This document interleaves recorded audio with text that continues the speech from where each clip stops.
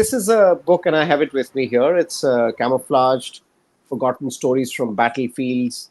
Uh, just to give you a little brief, this picture, which is at the cover of the book, is about three Indian soldiers who were involved in the Second World War, and it's about them because they this is at the end of the Second World War. On 24th of October 1945, they're standing before the Buckingham Palace, and you can see people, English citizens behind cheering from them. There are three Victoria Crosses who had been heroic, who had had heroic representation in the victory of the Allies in the Second World War. But these three Victoria Crosses, whose names are there at the back of the book, have been forgotten. So have been so many others who have played an important part in the shaping of the new world order and also in the shaping of the country's destiny over the last 100 years. Camouflaged as a theme traces 10 stories that are relevant to the trajectory of India's history in the last 100 years. And so there are, if I were to put it succinctly, this is 100 years of history, 10 stories into one book. So that, in brief, is Camouflaged. And rightly so. I mean, I named it as Forgotten Stories from Battlefields. You talk specifically about 100 years, a century of conflict in India. Why 100 years, and what made you choose one century? Because like Amrit Bharat is what, 75 years. We would Hmm. talk about India in different terms, maybe. Yeah, yeah. Very good point. And I think one of the reasons why we chose this as a theme is because if I were to look at it, a lot of changes came about at the beginning of the previous century, which involved the two world wars, which also involved the discovery of force multipliers in conflicts, such as aeroplanes, such as the tanks, which happened in the First World War. And what happened was, the introduction of these airplanes or fighter aircrafts and tanks and other battle or force multipliers in wars, they involved Indians, playing who played a major role, and these stories involve Indians in terms of their participation, in terms of their victory turning the tide of victory onto the other side. So I think the Indians played a very important role then. Thereafter, what happened was, after we got independence, again, you had the army defending the borders as India was battling itself in a neighborhood that was a troublesome one in the 40s, 60s, 70s. The various wars which were necessary, which India had been involved in to to secure its territorial integrity during those 3 decades, also involved the army in a major way. And then you have the 90s, when socialism collapsed, Soviet Union collapsed, up came the Taliban, different kinds of battles and wars. Insurgencies thrived in Kashmir Valley and in the Northeast. And what happened because of that is, again, you went back to the army in terms of defending a new kind of adversary who had no face, who had no uniform. So if you look at it, the last 100 years shaped the world order, shaped the destiny of this country. But at the same time, we have played, our soldiers who were playing a very important role in faraway Europe, in Africa, in again Middle East, many of these places in the period between 1910, 12 to 1945 were also forgotten, and that is why I've added these years to the Amrit Kal. And also because during that period, we we were rightfully so, our entire focus was on the freedom movement, and therefore the literature that evolved, war literature in that period of 1920s and 30s and 40s, which has actually impacted every other kind of literature. If you look at All Quiet on the Western Front, Ernest Hemingway's books, or Siegfried Sassoon, Wilfred Owen. So a lot of the rest of the world have been impacted by the wars, and literature comes out of the eras that they are written in. So they were all impacted by the wars of that period. We did not figure in Hollywood films. Our soldiers did not figure in Hollywood films. We did not have any literature around them. There is a book by Mulkraj Anand about the war, which is not very well known amongst his other books, but there is a book that he wrote about the Second World War. So what I'm trying to say is that Indians played a major role in shaping the modern world order that we know, but we were kept out of it. Most of our literature was focused on the domestic side of our story at that time. But I believe that there is a lot that was there was a lot in that period that involved the Indians, and especially in shaping how the world moved forward in the 30s and 40s, and then again the post-independence era. So I've added that part as well, and I've also, the theme was to also identify the stories in the eras, in the various eras, and sort of mirror whichever era India was passing through. So if you look at the first story talks about two Air Force pilots who were involved in the First World War. One of them, Laddie Roy, went on to have 10 victories, but he's forgotten completely. And Hardeep Singh Malik was the other protagonist in the first story. Was also again a very decorated First World War fighter pilot. There were 5 Indian fighter pilots in the First World War. Amongst the pioneers, they were forgotten, but they again shaped the way the war went. And you had several Victoria Crosses, which I spoke about, and then the post-independence era. So if you look at each story, what I've tried to do is to position the protagonist and the plot in the era that the country was passing through, and also reflects in a way what are the priorities of the country in that period through the lens of the protagonist. Probably, you've probably touched on the, like they say that history is the story told by the winners. There was this piece Yeah. I was reading by Elif Shafak, very famous author. It says cartography is another name for stories told by winners, like history is. For stories told by those who have lost, there isn't one. There isn't a name. So you said that Indians have played a role in the World War, but it has not been covered enough in history.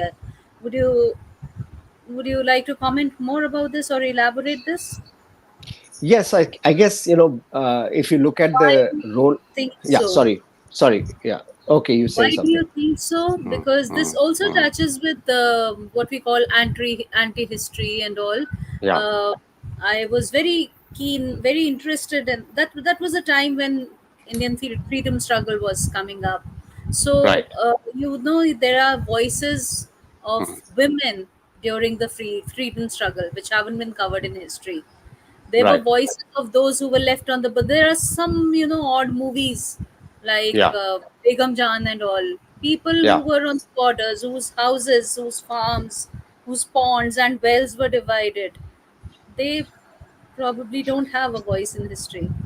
Yes, And yes, indeed. And I think let me also amplify that there are stories of. So there would be there were soldiers from Rajasthan, from Maharashtra, from Punjab, from Madhya Pradesh, Tamil Nadu. And these soldiers had gone and fought in Europe, and they were fighting in Belgium and France in lands that they were not familiar with. They were fighting against the Germans, enemies who they had no enmity with. They were fighting for Great Britain, a country which was not their own. And so they were, to your point, history is written by victors, and there are people who are left out.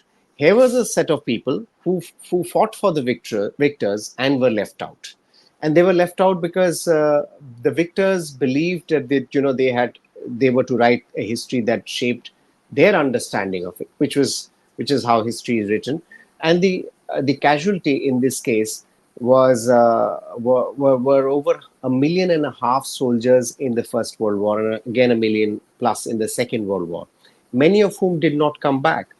In fact, there is a plaque in Uttarakhand, in the Pithoragarh Fort, outside the Pithoragarh Fort, which says that 1,000 uh, people, 1,000 men from that one single village went to the First World War. Most of them did not return. And this is an interesting story that, 4 years later, in the Third Anglo-Afghan War, one of the men from that same village, Honorary Lieutenant Rudrabir Sen, actually went and fought in the Third Anglo-Afghan War to the west of India, in Afghanistan, Waziristan, and he earned a gallantry award for his exploits. The story doesn't end there because, and this bookends my book. So this happened in 1914, 1919. Rudbir Sen, Rudbir Sen's grandson, Colonel Sandeep Sen, led the attacks against the terrorists in 2611, which is the last story of mine.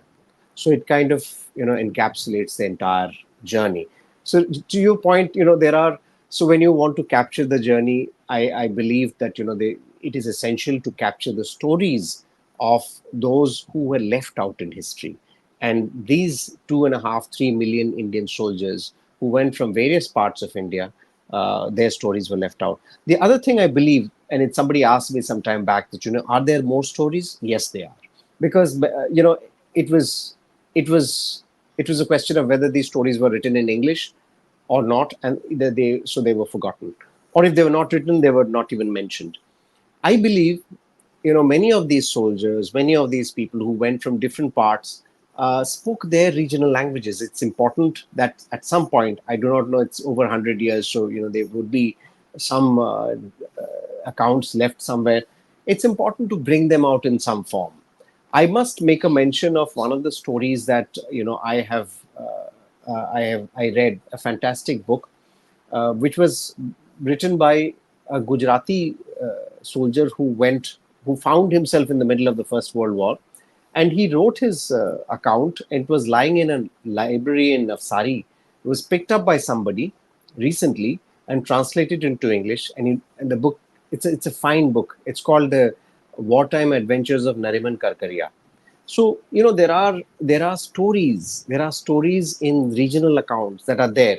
Those are also waiting to be unearthed, if I may use the word, and published and translated. So yes, so this is an entire gamut. To your point, it is so very true that there are people who are left out in history whose stories must be told. In a way, camouflage is is um, is an experiment, or is a vehicle, or was an attempt to resurrect some of those. Some somebody in the audience, Shrikant Limai, he's one of our regular participants. I've seen this name before. Mentions Dattatreya Lakshman Patvardhan, who was the first fighter pilot, and he was nicknamed Dilakman Dattatreya Patvardhan. And do you also cover the very infamous, or maybe those who have not been given credit in history and not even accepted back in the Indian Army, the soldiers of INA?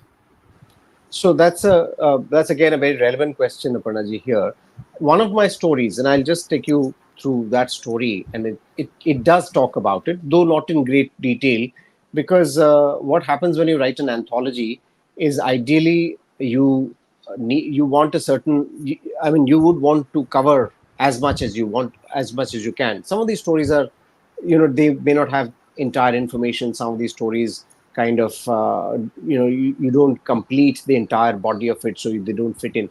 So there is a story of Chanan Singh Dhillon. Now Chanan Singh Dhillon story, I stumbled upon in a very interesting manner. I was talking to somebody, and he said, his father was in the First World War, and he had left behind a diary of notes, of everyday notes. And that's how it led me to the story with Gurbinder Singh, Chanan Singh Dhillon's son, who said that my father was in the Second World War, not First World War, Second World War, and he had spent the entire Second World War um, in prisons, and he had escaped death many times. He was caught by the Germans, by the Italians when he tried to escape.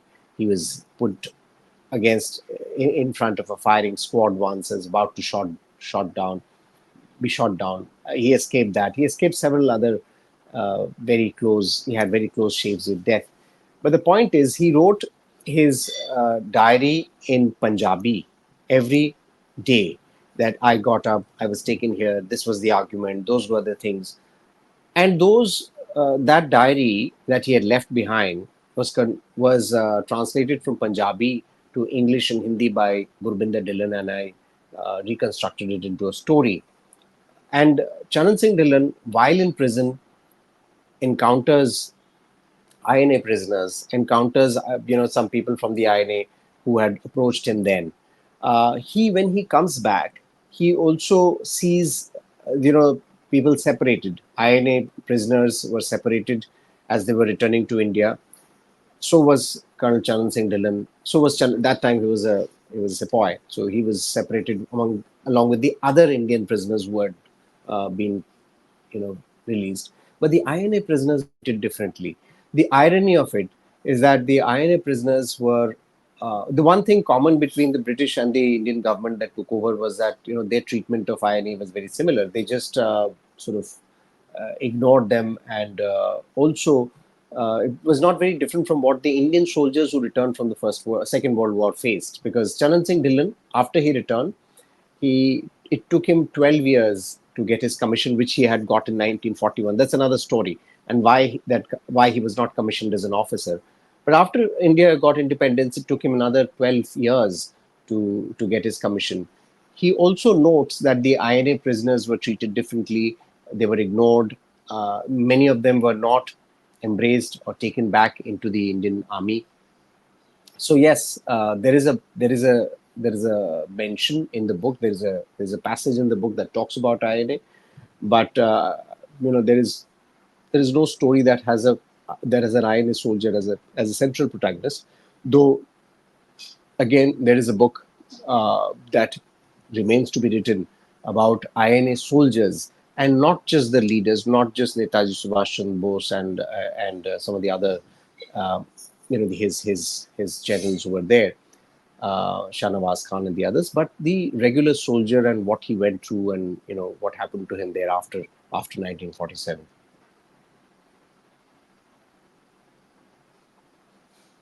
So, you again, from your question, I derive how much do you think the way you've narrated, because after all, this is non-fiction, but it Yeah. is stories. They Mm. are stories. So, in terms of narration in a non-fiction work, how much does the understanding of fiction help in articulating your expression or plot or context? Gee, no, this is so. I believe that it's important to have read fiction, uh, across history in order to be able to better express the various aspects of a non-fiction book, especially where you're talking about a narrative which draws its content from history. I believe to ensure that the reader is kept interested in the story. One, number two, to be factually correct and not sway from or not digress from the facts. Two, and three, to be able to infuse soul into the characters, protagonists. Otherwise, they run dry. There are very well covered books, very well referenced books, tombs of content in them, but they many a times remain unread. And I believe if books are written and they are read, they're left unread, there's a great deal of injustice then to the author, to the content, to the book, and to the effort itself. So I feel it's important to be able to understand how fiction or the style of fiction can shape a non-fiction narrative. In recent times, it is also the non-fiction narrative has gained ground. We see a lot of authors, William Dalrymple and several other authors, writing non-fiction, uh, using the idiom of fiction in certain places where it is necessary to capture the event. I'll give you an example. There's this story of Hardit Malik and Laddie Roy, the first story. Uh, as you go back in time, it's not very easy to plot uh, the account using a certain, you know, dramatic style, or using, the aspects of fiction. So it becomes a little challenging because you're using information from secondary sources. You're using information from other books and archives, but putting them in an order where you can shape the movement or the movement of the story is critical. And then in places where you get downloads from first, from the sources themselves, it becomes a little easier to then use or use dialogues to them, or sort of mention dialogues that they would have spoken. So that becomes easier. But at the same time, I feel it's important to use the narrative of fiction to inform non-fiction writing. I must add that in literature across the world, I mean, there are writers. I spoke about Mulk Raj Anand. There's Ernest Hemingway. There are several authors, fiction writers, who've covered non-fiction very well.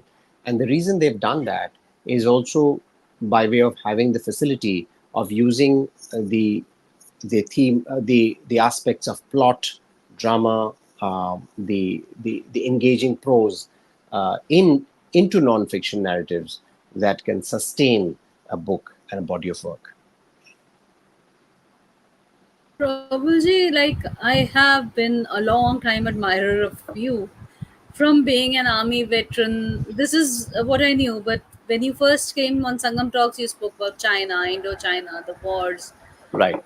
and to being an author now, and to talking about the nuances of writing. Yours has been a very, very diverse career. I would like you to comment about that. I mean, tell us more. Right, right. So well, that's again quite interesting. Given that when I was serving, I would somebody just take a step back. I was about to be commissioned, and I was going to Dehradun and Delhi. I was staying at a hotel, and there at the reception, I remember this guy who was who was a manager there, but he was an avid reader of books. So he asked me, and I was a 20-year-old then, way back. So he says, "What are you doing?" I said, "I am joining the Indian Military Academy. I take a bus in the morning from Delhi and will reach Dehradun, and this is what I'm going to do. My career is in the army." So he says, we spoke a lot about books. And then he said, don't ever leave the company of books wherever you are. It's still there with me. So it's stayed with me. Books have stayed. Books have also stayed in terms of, uh, one is, they've been a company everywhere that I've gone. I have stayed in, whenever, for instance, posted in the Himalayas, somewhere in the mountains, I would I would read books whenever I'd get time. I think they also enabled me to sort of align myself with the environment that I was in. So I would, if I were to read South American authors, if I were to read Russian authors, French authors, or even Indian authors, I think it just helped me to align myself better with where I was, helped me keep myself centered, and also I think along the way it provides you with the facility of expression, with the ability to see different perspectives. So all of those things helped, and that stayed. Then I went to the corporate, where again I was reading different kinds of books, but at the same time, literature didn't go far away from me, or I didn't go far away from literature the other way. So I think traveling across the world, the idea was to, and it also keeps your spirit of inquiry alive. I think that's very important. Spirit of inquiry alive, the spirit of curiosity, the desire to to know more. I mean, you spoke about your desire to learn another language, which is again fantastic, which is what pushes us ahead. Sustains our spirit of inquiry, and I think they have, books have kind of traveled hand in hand wherever I have gone. And I think that's been I have a collection of books, but as it happens with most of us, you read less than you have more books and you read less number of the ones that you have. There's still I was reading somewhere, there is still there is that phenomena that you collect books and you read some of them and you look at the others each day and hope that you will complete that list at some point of time. So it's always sustained my energy, desire to know more, and it's also, I've traversed several careers from the army to the corporate to my own firm now, and I think it's infused in me a sense of learning, a sense of continued growth and learning, and I think that's something that I attribute a lot to the habit of reading books and traveling with them. Are there any stories in your current book which have pulled you a lot? And how do you pick up stories? I mean, is it you're attracted to certain, are you attracted to certain lands, certain kind of people or cultures, or is it that a story just falls into your lap? Well, for instance, in this book, I'll start with how the stories are put together. So, after the theme was thought of that this is what I'm going to cover the last 100 years, because otherwise it's so big, it's an ocean. You can just keep going without theme. There will be no real narrative. So the idea was to cover these 100 years, and in those 100 years, there were stories that I knew would be a part of this book right from day one, right? Like the first story of Laddie Roy and Hadith Malik. There were stories that, there was a very fine story of General Thorat, and that story was set in partly in in Burma and partly in Waziristan. But because I didn't have enough information on that story, we just left that story. There were other stories, from various places. So there are about 20, 22, 23 stories that that I was trawling through in order to find 10, and which I, finally sort of, you know, I finally, finalized those 10 stories that figure in the book. In terms of how do I find these stories? How did I find these stories? There are stories that, like I said, you decide on from day one. There are stories that you stumble onto. For instance, I was sitting with one of my friends in Meghalaya by the stream in the evening. We were sitting and chatting about various things, and he narrated the story, which I said, "Wait a minute, you'll have to tell me this story again because it's a beautiful story." And that story is part of this book. That story is set in the 90s, and it's a story about an army officer and a militant, and how the militant surrenders and what happens, and the army officer is told to, is asked to bump him off. Sorry, I think. Can you hear me? I don't know. Sorry, there's something that Yes. had come up on the No, screen. no, no. Yes, I can hear Yeah, you very well. yeah. So the army officer is asked to bump him off, and then he's in a dilemma as to whether to bump him off or to leave him because he had surrendered, and because of his surrender, a lot of things, a lot of weapons and information and intelligence had been gathered by him. So he has to decide on that, and the militant has come back because he's fallen in love with somebody in the village, and so it's a very interesting and beautiful story of a militant returning and abandoning his militant group, and he had made enemies there because those guys were after him. He had fallen in love with somebody here, and he had surrendered to this Indian army officer who he felt would protect him.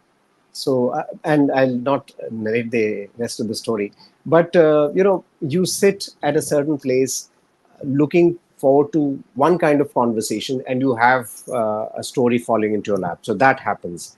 There was another occasion when I was in Delhi with at a regimental get together at a breakfast when I was, happened to be chatting with Colonel and Mrs. Sandeep Sen and Namrata Sen, and they told me a wonderful story about 2611, um, which had not been spoken or written about so much. So that's a story I picked up, and Mrs. Sen, Namrata Sen, Sandeep's wife, told me how she was affected by Sandeep. Sandeep had led the anti-terror attacks, the counter-terror attacks at Nariman House, and how she was watching on television, and how the ladies were watching on television, and what happened to them, what they went through, the catharsis they went through. So that story has a very different angle. It shuttles between Mumbai and Manesar, and it shuttles between the men who are fighting and the ladies who are tracking their thing. and it was also about the militants who are also, talking to their handlers in Pakistan. So it's a story I wanted to cover from a different angle, but it just fell again. You have a, and I was to we were my wife and I were to leave from Delhi to Dehradun that morning, and we got late. We said, "Chalo breakfast karke chalte hain." And we had breakfast, and we had this beautiful, his amazing 2611 story. We all know more about 2611 from Taj and the happenings at Oberoi and Taj, and the the VT incident, the attacks in all of these places, but very less is written about Nariman House. So I wanted to cover, and I also found some great information in terms of how most of the NSG teams were actually in Taj and Oberoi, and there's very few men left, who were many of them who had not even completed their commando training and had not acquired the Balidan badge, who were actually cobbled together by Colonel Sandeep Sen, and they were storekeepers. There were people who were, in the army cant, who were commandos, but who had not acquired that level of, completing the course. So they were put together. They were brought by Colonel Sen, and they were put into action here. So some of these aspects were not known. The whole action of Nariman House was not covered in detail, which I did. So some of these stories kind of, you stumble onto them. You as you get into the rabbit hole, you discover more, and you keep surprising yourself by discovering little nuances. The journey, therefore, is much more interesting than the destination, and you're a little disappointed when the book is done and the stories have ended, because as by traveling through these tunnels of stories, you're also discovering it's a film for you over a period of a couple of years that you are enjoying, and picking up nuances, getting surprised at every turn. So yes, that happens.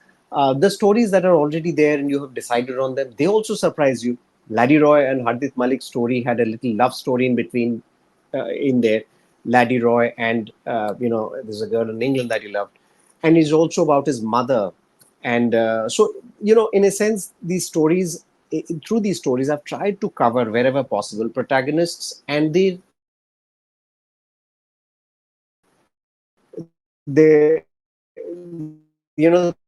people around and how they're affected, what happened with them, and what happened to the protagonists who were Probably also there was, sustaining. Yeah, yeah. Do you I have a think question? You said, yeah. there was some issue with the network and you froze for a moment or two. So could you just repeat your last two Right. lines? So I said, so therefore, there are stories that you pick up, there are stories that you stumble upon, and even when the stories that you pick up and you want to write about them, you discover new nuances. For instance, in the Laddie Roy story, discovered his relationship with his girlfriend and his mother, and he was also, someone who was extremely exposed to the vulnerabilities of war, and the other protagonists who had their support system, their wives, their parents, and the others who they wrote to what happened to them. So the idea was to cover the people around protagonists to the extent possible, where possible, because I felt they were often left out of war stories, with the focus being only on the protagonist. I think that was something that I wanted to cover. Wanted to cover relationships between the protagonist and an adversary, protagonist and his comrade, or his his wife, or his mother, or his friend. So and I found that there are different dimensions to the conflict, and which is what I wanted to present. For I must quickly add here that I know it's digressing a little bit, but in the First World War, they used to call it the 20-minute club. The 20-minute club, क्योंकि there the pilots didn't have a lifespan of more than 20 minutes of flying. This kind of vulnerability presented, they were presented with, and Laddie Roy, Hardit Malik, they were all in that 20-minute club. Hardit Malik survived. There's another Indian pilot who survived. The two Indian pilots who survived out of the five that fought the war. Most of them died. But this 20-minute club, what was it about? Why were they dying? And you know, valor is an outcome that we see. What I've tried to understand is what is behind that valor. What are those relationships? What is the culture that they pursue? What are the dynamics? Several dynamics that obtain out of it. We all write about valor, that this happened, and which is again great. But the idea is to speak behind the curtains and see how did he end up there and what happened.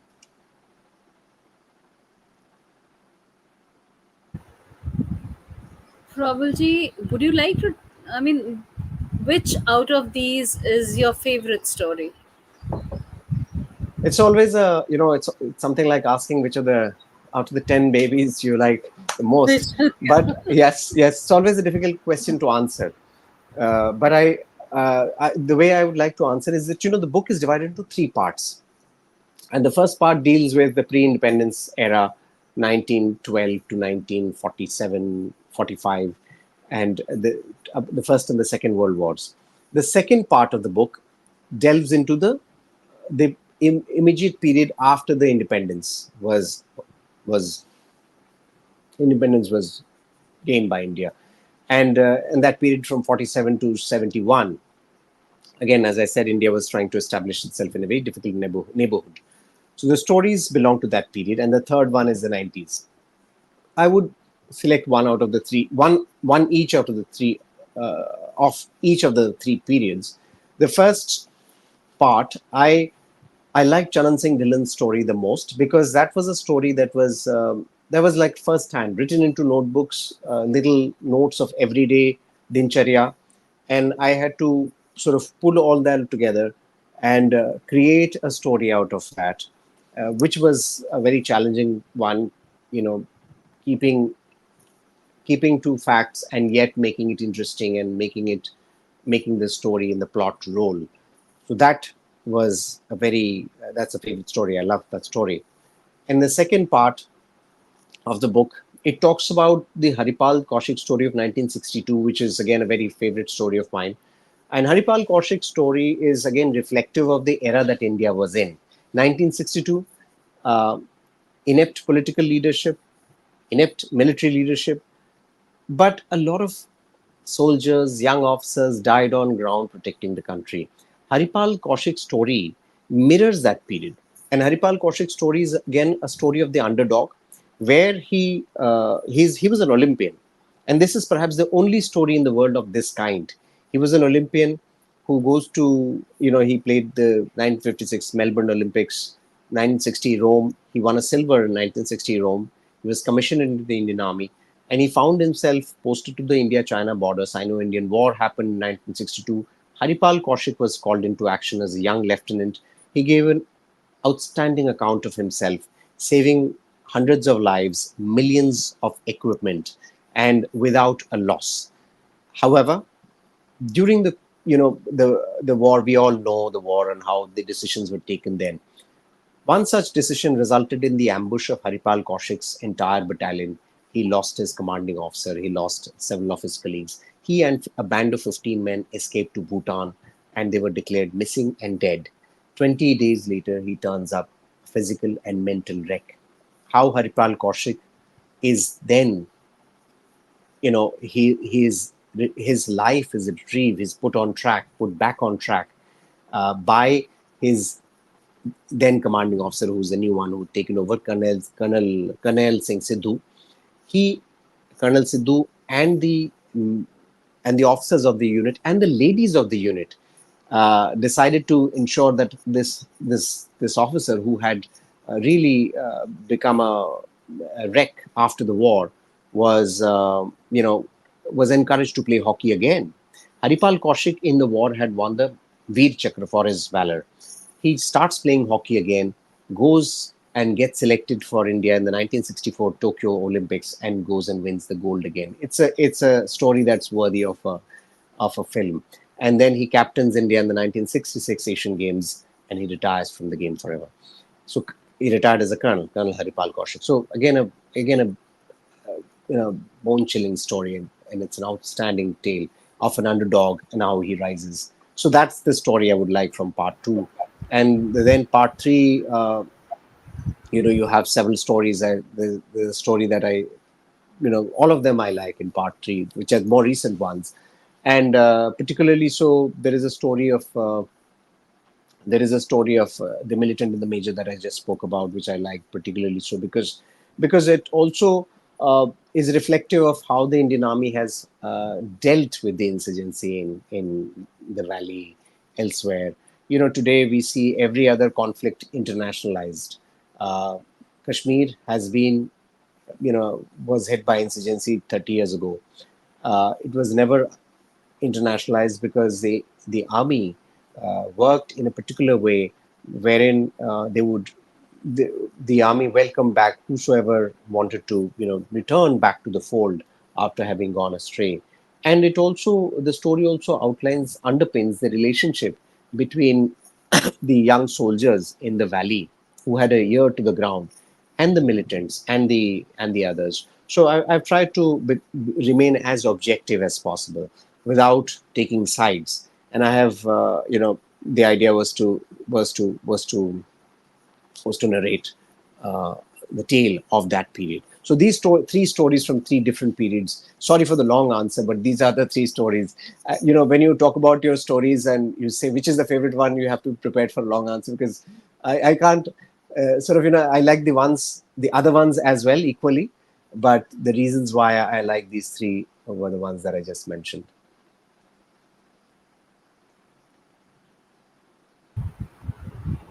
The one you narrated is more of a phoenix story. Any very tragic stories you felt that they moved you? Such a loss, such a waste. Yeah, so they have a they have a most of these stories have a element of tragic value in every in some way or the other. Like for instance, Charan Singh Dhillon's story is tragic by way of the fact that he was commissioned in 1941, and the letter was to arrive in Africa, and he was to set sail to India to attend the officers academy and get commissioned as an officer. उनको बोला गया कि there's a last there's one operation that you need to be in, and after that operation is over, then you board the ship is going to take another 4 days to come. So he goes into that operation, and Rommel's forces overwhelm the British defenses, and he tries to escape. He and his colleagues, they get captured. So he could never take that ship, and that letter that had arrived for him to be commissioned uh, took him about from 41 to 1959, 62 decades. That's what I was saying earlier. That Charan Singh Dhillon was commissioned in 1941. Then he became a prisoner of war for the rest of the war in different places. 45, he comes back to India. 47, India gets independence. And yet Charan Singh Dhillon takes 13 years to be commissioned, which is tragic, given that, India was not really, India at that time, the government felt that we don't need the army enough. So, but there are soldiers who had fought, who had really given their lives in the front line, were not rewarded. So that's the tragic element there. The tragic element is also that that many of these stories had been forgotten for 100 years. That's a tragic element there. The tragic element is of 2611, where you had one of the ladies who the media wrongly ran a news that the husband had died, and this lady had fainted, and she was to be attended to in Manesar. So the stories, that's why I said, it flips between Mumbai and Manesar. She fainted. She was attended to. She's again, and again, the community comes into play.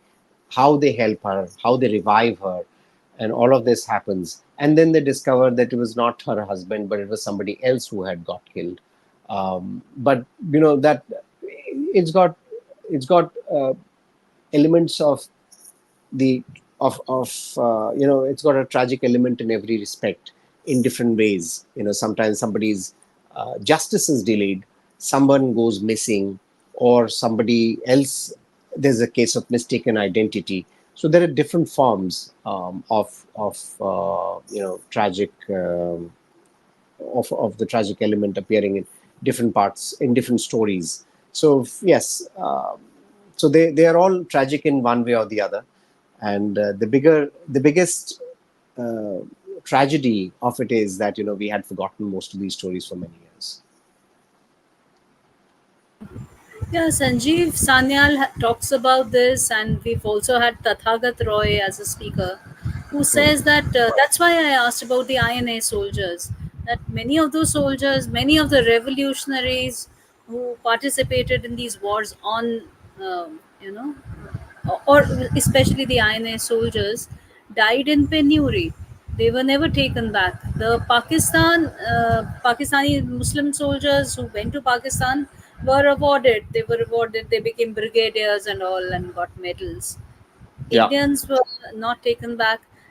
There is no account of the INA, the Indian Navy, the naval revolt which happened in 1946, and Yes. Yes. Yes. anything that you have touched from that part? No, so I wanted to. That's another story I wanted to write. I wanted to write the story about the naval revolt because that's a very important story. I had, I'd covered the story, but I had to leave it out because it had been covered last year in a full-fledged book by there's a book by Pramod Kapoor a couple of years ago, and he wrote an entire book on the mutiny a year and a half ago. So it had been recently written. So I was very keen to write that story of the naval and for instance, the naval revolt or the War of Independence of 1857 were always called mutinies, even after independence. So it also is reflective of how we perceive them. For instance, the 1946 naval, it's called the Second War of Independence in some places, because after 1857, this was the other one that happened, 1946, and it is said that 1946, when the naval revolt took place, what happened was the British had tried to quell the revolt by calling in Indian troops, much like they had done in 1857. But the time had changed, the tide had changed, and they soon discovered that the soldiers who they had called upon to quell the revolt and fire on the mutineers refused to do so. So the British were very smart. They're the one set of people who always, I must give them credit that, they know when to exit a place. Americans don't know, Russians don't know, but the British have always known when to exit. And so they soon realized that this is the time to go because I don't think हमारी अभी चलने वाली है. So it was raised in the parliament that we must exit India in November 1946. So that's the time they set out a timeline for them for leaving India in 1947. The unfortunate part is this naval revolt, which was instrumental in driving the British away from their occupation of this country, was forgotten, was never given credit, was in fact completely unremembered. And to your point, why were they not rewarded? Because I think giving them credit, attributing this entire change of power in 1947 to the pressure of the naval revolt would have taken credit away from many of those people who were given credit after 1947. So I think that too was important for a lot of people. So politically, it did not suit, uh, then the government to give due credit to the I naval was, uh, I was just revolutionaries about of to ask. 1946. Yeah. I was just about to ask this, that I have read or heard that the Congress had a role in, like, we would have been free in 1946, but why it was not very conducive for the Congress, for Nehru and Gandhi in particular at that time. Would you like to comment on that? So I, 46, I attributed to the naval mutiny, and I think it would have been just after the mutiny. So I think there was it made political sense to wait till 1947. One of the other things that I would like to talk about is that this mutiny actually brought about. This mutiny was waged in Mumbai, spread to Kochi, spread to Calcutta, spread to the port of Karachi. Um, so this was one occasion in 1946 when all the entire Royal Indian Navy had come together in its protest and revolt against the British, which was not in keeping with Jinnah's aspirations and Jinnah's plan, so close to the to 1947. So that period when this was happening, the politicians had actually come together. There was, whether it's Jinnah, Nehru, Sardar Vallabhbhai Patel, they're all come together to ensure that the revolt, the naval revolt, does not really go beyond the ports and the cities that they were involved in. Because if it had engulfed the entire country, it would have led to a very different kind of a revolution, which was not in keeping with the plans of all of these politicians. There's a question from the audience. Sumant Dogra Yeah. ji asks, it's I'll read it out in Hindi. Sir, आपने युद्ध क्षेत्र के अनकहे वीरता प्रसंगों पर पुस्तक लिखी, साधुवाद। लेकिन क्या यह कार्य रक्षा मंत्रालय, सेना मुख्यालय या रेजिमेंटल सेंटर को नहीं करना चाहिए था? So should I answer in English or Hindi? Yeah, आप बताइए. I can do it either way. It's up to you. Okay. तो मैं इसको हिंदी में इसका उत्तर देना चाहूँगा, क्योंकि प्रश्न हिंदी में है. तो इसमें ऐसा है कि हमारा जो डीक्लासिफिकेशन की तरफ जो हमारा कैंपेन है, जो डीक्लासिफिकेशन का अर्थ यह है कि जो पुरानी हिस्ट्री है उसको लोगों के पास लाना, वो हमारी काफ़ी सालों से हुई नहीं है. और हमारी डीक्लासिफिकेशन जो अमेरिका में क्या होता है कि 30 साल बाद जो पुराने तथ्य हैं वो लोगों के पास लाए जाते हैं, उसको डीक्लासिफाई किया जाता है. हमारे यहाँ पर डीक्लासिफिकेशन हुई नहीं है. अभी हाल ही में उस मुद्दे पर चर्चा की गई थी. इतने सालों से हमारे हमारे जो हिस्ट्री है हमारा, वो डीक्लासिफाई नहीं हुआ. और आपकी बात बिल्कुल सही है, बिल्कुल सच है. वो करना चाहिए. पर आपके आपके क्वेश्चन को मैं I answer it slightly differently also, कि देखिए रेजिमेंटल हिस्ट्री जो है वो बरकरार है. क्योंकि रेजिमेंट में आप जाएंगे तो मुझे जो कई कई जगह जो इन्फॉर्मेशन मिलती है, वो मैं रेजिमेंटल हिस्ट्री के द्वारा हासिल करता हूँ. क्योंकि रेजिमेंटल हिस्ट्री में, बटालियन की हिस्ट्री में सारा कुछ दिया गया है, सारा कुछ दिया गया है, लेकिन एक्सेसिबल नहीं होता है. और इसी कारण आप अभी मेरी किताब पढ़ेंगे, मैंने इंट्रोडक्शन में ही लिखा है कि इसका एम ये है कि ये जो कहानियां हैं ये कैंटनमेंट या रेजिमेंटल हिस्ट्री तक सीमित ना रहे, ये लोगों के पास जाए. ये मेरा उद्देश्य था.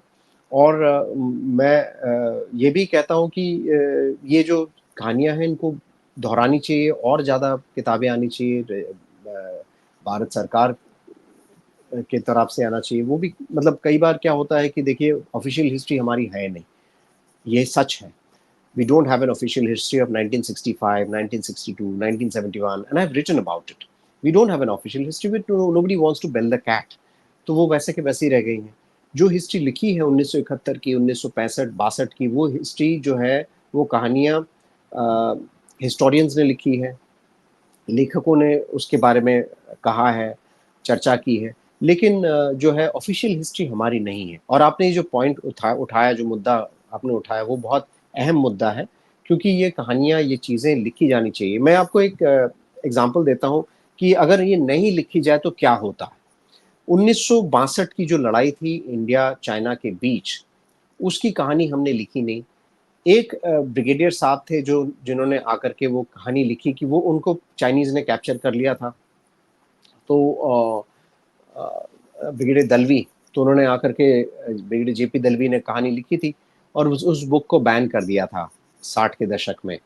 क्योंकि वो बुक ये कहता था कि किस तरीके से प्लानिंग हमारी खराब थी, किस तरीके से ब्रिगेडियर दलवी के ब्रिगेड को चाइनीज फोर्सेस ने मात दी थी, और हमारी कोई सपोर्ट ही नहीं थी, उनकी ब्रिगेड ही अलग थी. तो कई चीज़ें उन्होंने रखी थी बुक के अंदर. ना तो हमने उनकी बुक को हमने अलग कर दिया, और साथ ही हमने अपनी हिस्ट्री नहीं लिखी 1962 की. अगर तो हमने अपनी हिस्ट्री लिखी नहीं 62 की. 1970 में 1970 में जब ये हेनरी किसिंजर बीजिंग गए, तो उनको एक किताब दी गई. बीजिंग के सरकार ने उनको एक किताब दी वहाँ पर, शाओ एन लाई ने। वो किताब थी इंडिया चाइना वॉर के ऊपर। वो किताब लिखी थी नेविल मैक्सवेल ने। हमने जो हमारी खुद की कहानी नहीं बताई, हम अपनी कहानी नहीं बताई, वो कहानी नेविल मैक्सवेल ने लिखी उनके नज़रिए से। और उनके नज़रिए से इस तरीके से लिखी, उन्होंने कहा कि सारी गलती इंडिया की थी, चाइना ने इंडिया को ये किया वो किया और इंडिया कुछ नहीं कर पाया, इंडिया की गलती भी थी, इंडिया चाइना के खिलाफ काफ़ी देर से, काफ़ी दिनों से, काफ़ी साल से प्लान कर रहा था ये सब। तो जो इम्प्रेशन फॉर्म हुआ हेनरी किसिंजर का इंडिया के बारे में, चाइना के बारे में, वो तो इस बुक से काफ़ी हद तक वो इम्प्रेशन हेनरी किसिंजर और रिचर्ड निक्सन जो उस वक्त के यूएस प्रेसिडेंट थे, वो चाइना के साथ में ब्रिज बनाना चाह रहे थे, एक दोस्ती का ब्रिज बनाना चाह रहे थे। और उस वक्त उनके सामने ये किताब रखी गई कि भाई देखिए इंडिया, और वो 71 में जब इंडिया पाकिस्तान के बीच में वॉर हुआ, तो आपने सभी ने पढ़ा है कि किस तरीके से यूएस ने पाकिस्तान की सपोर्ट करी, रिचर्ड निक्सन, हेनरी किसिंजर। और हम अगर पीछे चले 1970 में ये शुरुआत होती है वो नेविल मैक्सवेल की किताब के द्वारा, जो पेश की गई थी शाओन लाई के द्वारा हेनरी किसिंजर को। तो हिस्ट्री और हमारी हिस्ट्री लिखना बहुत ज़रूरी है, क्योंकि अगर हम नहीं लिखते हैं तो किस तरीके से कोई और पेश करता है। और और उस एरा का, उस टाइम का रुख बदल देता है, वो हमने देखा है। मैंने ये एग्जांपल दिया छोटा सा। तो ऐसे कई जगह हैं जो हमारे हिस्ट्री ठीक तरीके से और पूरी तरीके से पेश नहीं किए गए हैं। और मैं उम्मीद रखता हूँ कि आने वाले टाइम पर हम करें, क्योंकि that's what makes the nation richer, makes our history fuller, fulsome, and makes us more informative. Makes us more knowledgeable about information. Makes us more knowledgeable about what happened in the past, rather than keeping ourselves in the dark and letting somebody else write our history. Probably that's why the historians these days, Romila Thapar and the prominent ones we've read, are called historians. And Zhao Enlai was called Chu Enlai back in his time. Uh, Probably it was a very wonderful, wonderful conversation. And any closing remarks you'd like to make?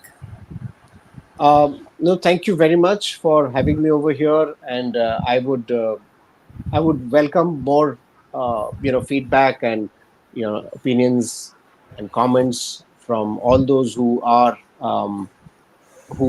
able to read the book. It's available on bookstores, in bookstores, and in Amazon. What I've tried to do is to cover this entire period. Please do let me know what you think. I have tried to cover different eras, different phases. And yes, so this is again the one thing that I would like to say is that किसी ने मुझसे पूछा उस दिन कि आपकी दोनों किताबें में एक वर्ड कॉमन है, forgotten. तो वो भी forgotten, you know, story of India's victory, and this is also forgotten stories from battlefields. So hopefully we are able to write stories that are not forgotten anymore, or cover all of them at some point of time. Till the time they're not covered, I think we will continue to find more or trace more forgotten stories. And I think it should not just be restricted to a book or a couple of books. I think it should be a movement where we are able to unearth our untold stories and our forgotten stories. We only then be doing justice not only to our nation, but also to these brave souls who have been a very, very central figure in terms of the making of our history. Thank you so much, and thank you for the participants. Namaste. Namaste. Thank you very much.